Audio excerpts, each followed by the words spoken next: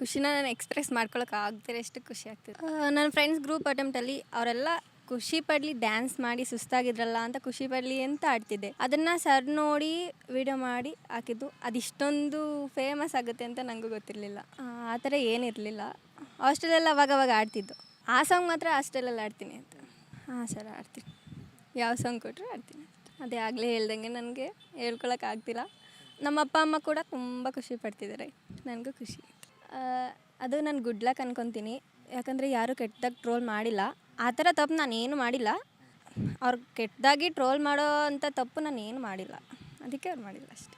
Comments ಎಲ್ಲ ಅವರಿಗೆ ಎಲ್ಲ ರಿಪ್ಲೈ ಕೊಡಬೇಕು ಅನಿಸುತ್ತೆ. ಬಟ್ ನನ್ನ ಐಡಿನ ಫೇಕಾಗಿ ಕ್ರಿಯೇಟ್ ಮಾಡಿದ್ದಾರೆ ಎಲ್ಲರೂ. ಸುಮಾರು 150-200 ತನಕನೂ ಕ್ರಿಯೇಟ್ ಮಾಡಿದ್ದಾರೆ. ಅದೆಲ್ಲ ಮತ್ತೆ ಟ್ರೋಲ್ ಆಗುತ್ತೆ ಅಂತ ಸುಮ್ಮನೆ ಆಗಿಬಿಟ್ಟಿದ್ದೀನಿ. ರಿಪ್ಲೈ ಕೊಡೋಕ್ಕಾಗ್ತಿಲ್ಲ. ತುಂಬ ಖುಷಿ ಆಗ್ತಿದೆ ಅವ್ರಿಗೆ. ನನಗೆ ಈ ಥರ ಎಲ್ಲ ಇಷ್ಟನೇ ಆಗಲ್ಲ. ಸೋಷಿಯಲ್ ಮೀಡಿಯಾಗಳೆಲ್ಲ ಇಷ್ಟ ಆಗಲ್ಲ.